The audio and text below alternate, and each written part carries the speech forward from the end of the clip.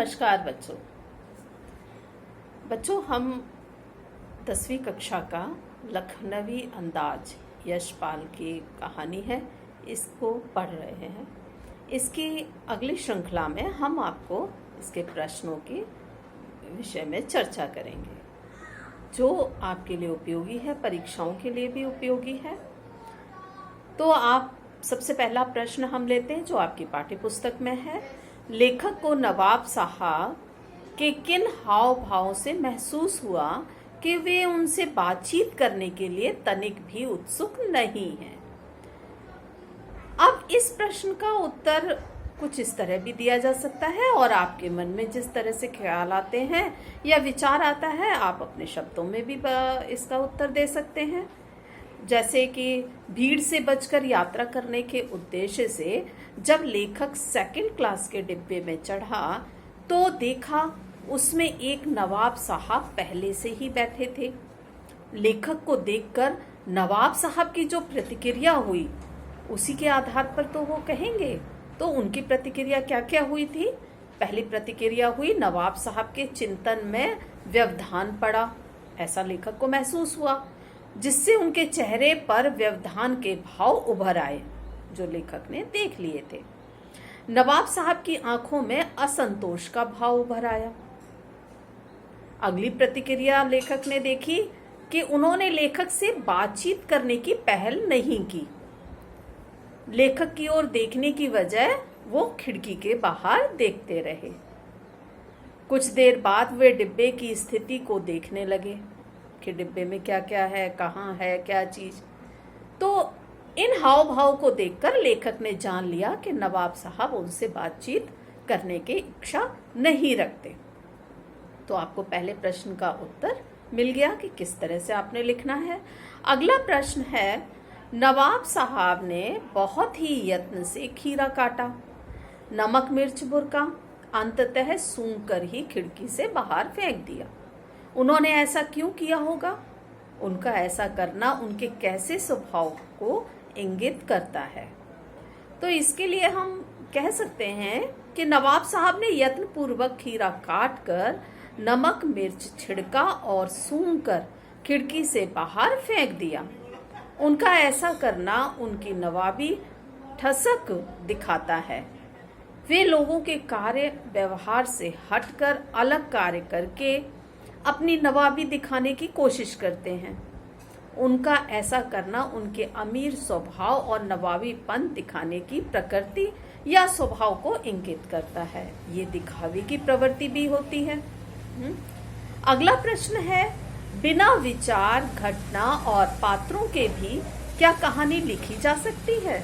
यशपाल के इस विचार से आप कहाँ तक सहमत हैं? तो इस विषय में तो आप अपने विचार भी दे सकते हैं। फिलहाल तो मैं अपने विचार देती हूँ कि लेखक का मानना है कि बिना विचार, घटना और पात्रों के भी क्या कहानी लिखी जा सकती है। अर्थात बिना विचार, घटना और पात्र के बिना कहानी नहीं लिखी जा सकती। कहानी लिखने के लिए मुख्यतः कथानक होना अति आवश्यक है, जो मैंने पहले भाग में आपको बताया था। मैं लेखक के इस विचारों से पूर्णतः सहमत हूँ। वास्तव में कहानी किसी घटना विशेष का वर्णन ही तो है। इस कारण क्या था, कब घटी, परिणाम क्या रहा, इस घटना से कौन कौन प्रभावित हुआ आदि का वर्णन भी कहानी है। यशपाल जी ने इस कहानी को लिखते समय ये कहा भी है कि इसे हम एक कहानी की तरह पढ़ तो सकते हैं। अगला प्रश्न है, आप इस निबंध को और क्या नाम देना चाहेंगे? तो आप और भी बहुत से जो भी आपके मन में विचार में ख्याल आते हैं कि इसका नाम ऐसा होना चाहिए, तो आप वो नाम भी दे सकते हैं।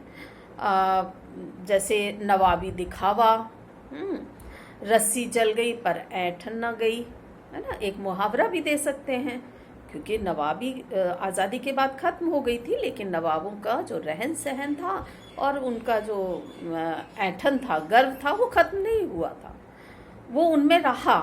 तो इसलिए हम इस मुहावरे का प्रयोग भी कर सकते हैं इस पाठ के लिए। अगला प्रश्न है आपका, खीरे के संबंध में नवाब साहब के व्यवहार को उनकी सनक कहा जा सकता है। आपने नवाबों की और भी सनकों और शौक के बारे में पढ़ा सुना होगा, किसी एक के बारे में लिखिए। अब देखिए, नवाबों की कहानियां आपने हाँ अपने परिवार के लोगों से, बड़ों से भी सुनी होंगी, आपने पढ़ी भी होंगी।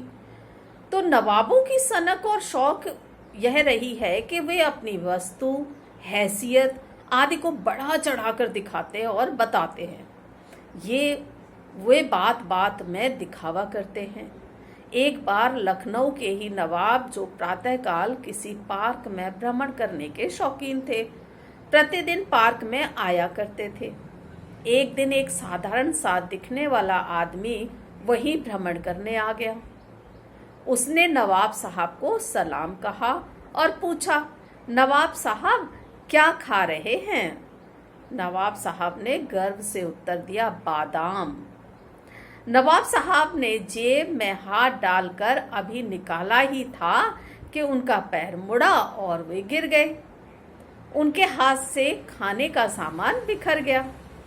उस व्यक्ति ने देखा कि खाने के बिखरे सामान में एक भी बादाम न था, सारी मूंगफलियां थी। अब नवाब साहब का चेहरा देखने लायक था।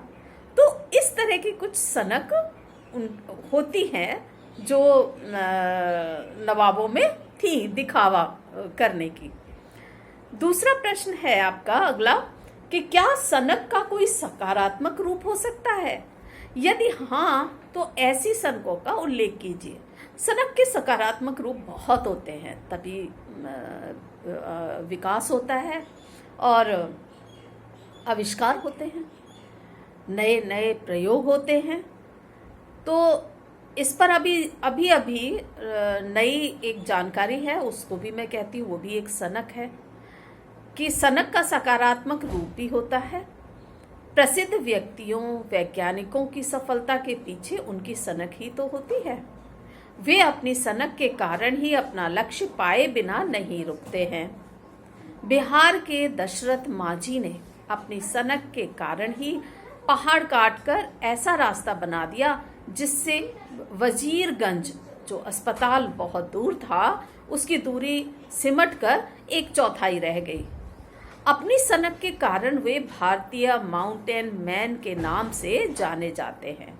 तो ये सकारात्मक सनक है। ये प्रश्नों का उत्तर आप समझ गए होंगे, आपको बहुत सहायता मिलेगी प्रश्नों के उत्तर लिखने में। आप इनके उत्तर लिखिए, पढ़िए, समझिए, याद कीजिए, जो आपके पाठ में, जो आपकी परीक्षाओं में काम आने हैं। और अगर किसी भी तरह की आपको दिक्कत हो रही है, समस्या आ रही है आपके सामने, तो आप अवश्य ही कमेंट बॉक्स में आप लिख सकते हैं बेझिझक। मैं कोशिश करूँगी कि आपकी समस्या का समाधान आपको दे सकूं। धन्यवाद, नमस्कार। आप घर में रहिए, स्वच्छ रहिए। जय हिंद।